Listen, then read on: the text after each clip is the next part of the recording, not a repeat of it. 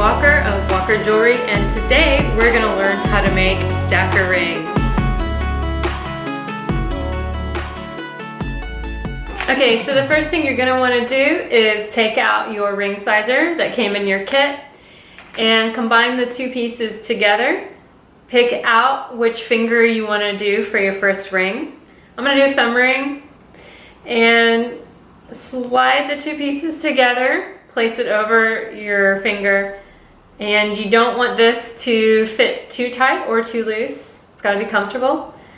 Make a note of the size. This says 7.5. And then grab the pre-cut piece of material that came with your kit to start your first ring. Okay, in your kit you have everything you need to get started except water and a little bit of vinegar, which we'll need at the end of our workshop. So you would have received a little bit of this dry powdery stuff, which is called flux. And in order to get it to work, we're gonna add just a little bit of water to it and stir it up. You're gonna want your flux to have sort of like a yogurt-like consistency.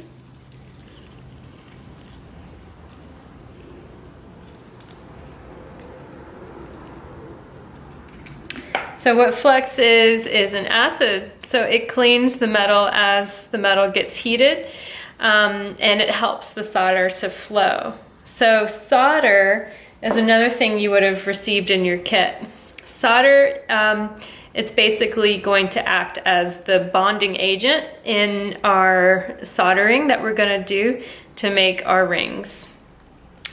And so you also have to take your solder and take your snips that you received in your kit. You can either find a little dish like this to put your solder in, or just lay it flat on your table and cut little tiny pieces. The tinier the better.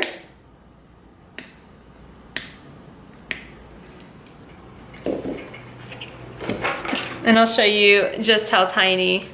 It's good that they are. See, almost little specks.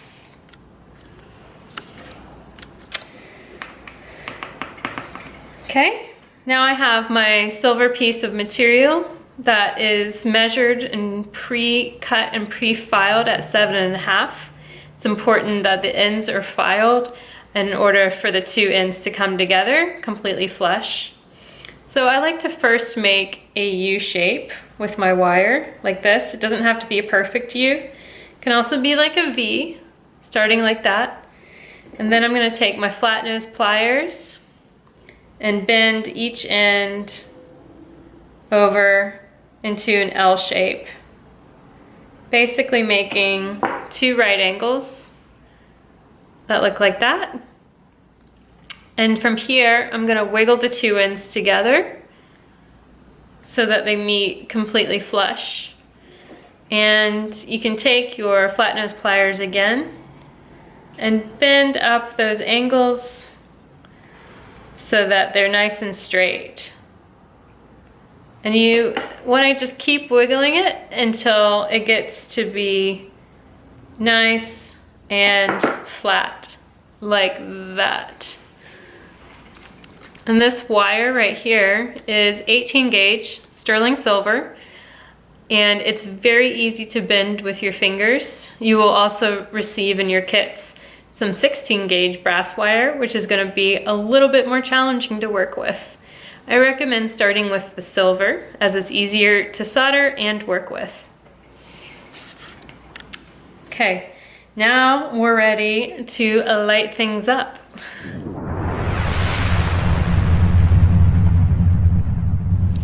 So lay your material on your soldering block. This is a soldering block. It is fire resistant.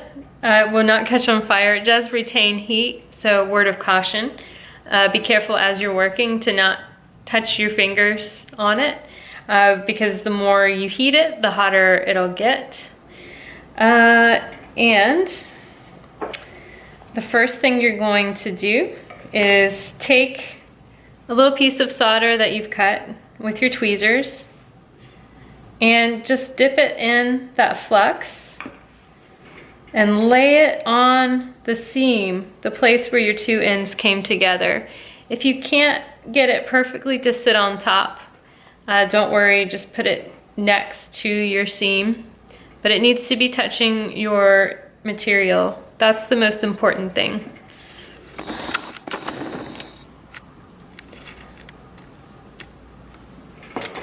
So now you're going to turn on your torch. Practice a couple times turning it on. These torches can also be used for creme brulee. They're very easy to use. There's a button on the back.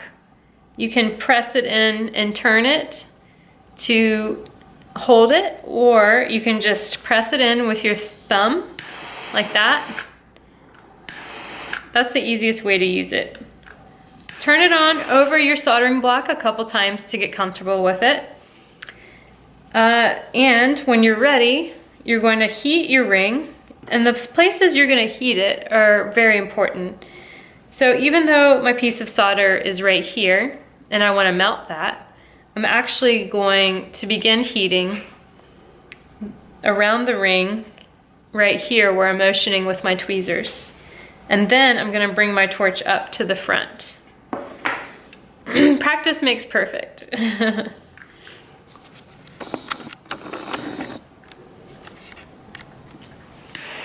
You don't want to hold your torch too close, but you do want to look to see that your ring is changing color, and you can see it's getting very hot very quickly. And then I just bring my torch up to the front to melt that solder. And if your solder didn't go over both seams, which sometimes happens, if it looks like it's just hanging out on one side, which it looks like it's doing right here, simply add another piece of solder on your seam and try again.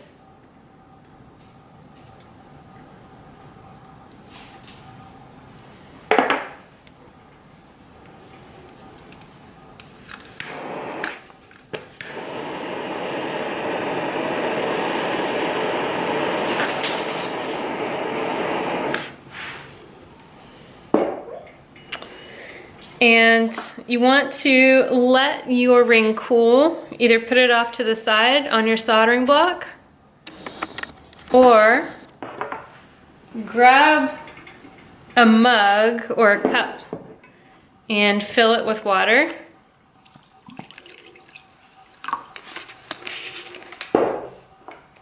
And dunk your ring in the water, and that'll cool it immediately. It's not recommended to quench your ring immediately after heating it. Sometimes it does weaken the solder seam, but it is the safest way to make sure that your ring is nice and cool.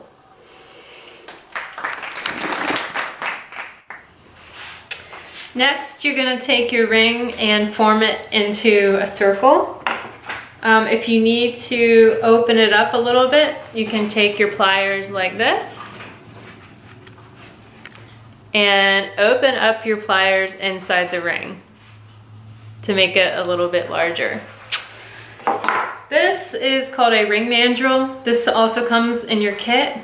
Place your ring over the ring mandrel and take your plastic hammer, start hammering away. This is when you'll know if your solder seam is strong enough. And if your ring breaks while you're hammering it, simply take it off, close it back together, put some more flux and some more solder on it, and heat it again. So slide your ring over the ring mandrel as you're hammering it. There are lots of ways that people hold their mandrel. You can hold it at the base. You can sit down and hold it over your leg. Just be very careful because it is very heavy. You definitely want to be wearing closed-toed shoes while you're making your rings. And I'm sliding it down and hammering it all around the ring. Rotating it. And to be sure, take it off, flip it, and hammer the other side. You know you're finished hammering it if you look at your mandrel straight on and you can't see any more gaps in between the ring and the mandrel. Finally, take it off your mandrel, try it on, make sure it fits.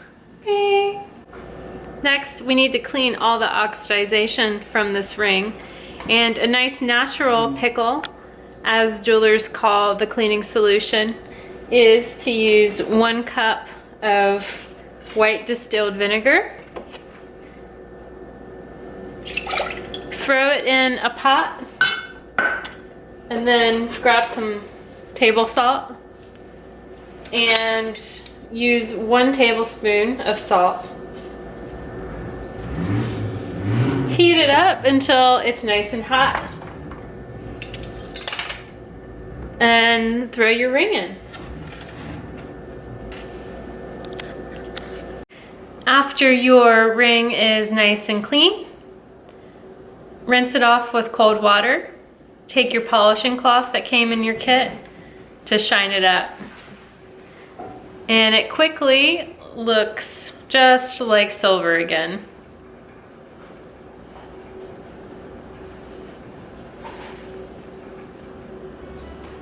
And there you have it.